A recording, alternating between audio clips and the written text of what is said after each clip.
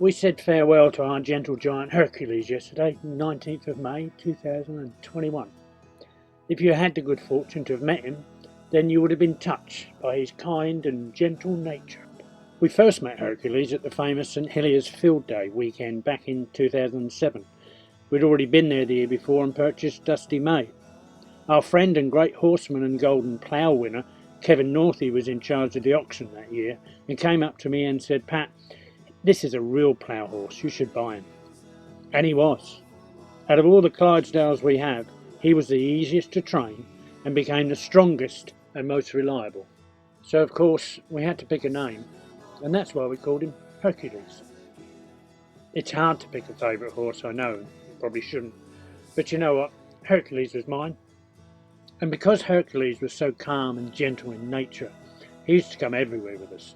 I remember one Christmas we were in the cart with some friends, and Hercules stopped outside our friends Donna and Vern's house for the normal stop, when all of a sudden he sneezed, like a big sneeze, and his head went up in the air, and the entire headgear, winkers, the lot, flew off. Stupid me had forgotten to tighten the ropes and the straps. So I had a few people on board and thought, now, I have no steering, no control, but then I remembered it was Hercules in the cart. So I just jumped off the cart, chatted to him as I walked by him, and simply popped everything back on, and I'm sure he gave me a look as if to say, "Get it right next time, you're so embarrassing." That was Hercules. Nothing fazed him, he was always calm.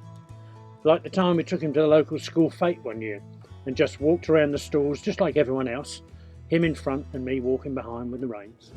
Pretty soon a large crowd had gathered, and they'd all been taking pictures and selfies, so like always, Hercs just stood there, and there's always someone there ready to stroke him, give him love. We stayed there for a while until it was time to go, and of course trying to get a horse out of a small place with people milling around is a little difficult sometimes.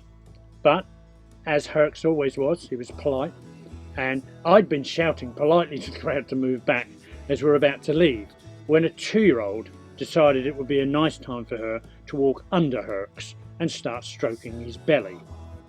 Looking up, she just looked at it and touched it, and I was watching her. And I looked around and tried to find the culprit grandfather who was supposed to control the 2-year-old on the day, and gave him my best "are you kidding" stare. But it didn't matter.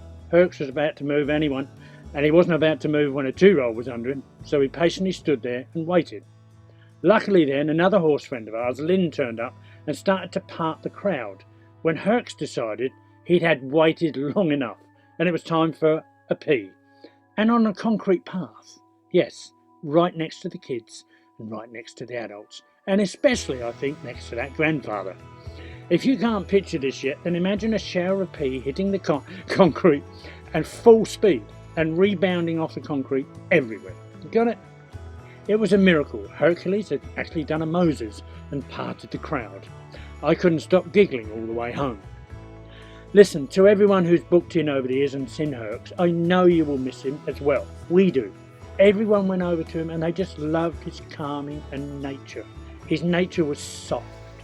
My lasting memory of Hercs is that he wasn't all that fussed about anything. He didn't want to be a boss of other horses.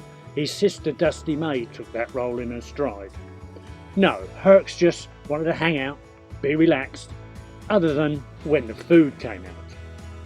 Up until yesterday, he'd always been third in line, behind the others when the food came out, and of course he had to have special dietary needs to try and combat this terrible Laminitis. We all loved him, now we all grieve his loss. I had the pleasure and honour of spending the last night with him as he fought desperately to stand up once more. I lit a fire wrapped up in the cold night, and of course there were plenty of tears. From me, not Hercs, he was still fighting until the end, while I was trying to reminisce about our times together and how many fun times we spent. Like the first time Hercules and Dusty went in harness together, and poor Hercs had to walk twice as fast to keep up with his bossy sister. It took me and us, all of us, the 3 of us, a few times before Dusty realised, "No, I'll slow down and wait for you, Hercs." And together they looked spectacular. There was a lovely coffee shop only 5 minutes from us, and when I put Hercs and Dusty together in a harness, it would take us 20 minutes, as all the tourists would screech on the brakes and ask if they could take a photo. Hercs must have had thousands of pictures taken in his life, and we've all got our own personal collection, I'm sure. I saw Hercs put up a Herculean effort to beat this terrible Laminitis, and he fought right to the end.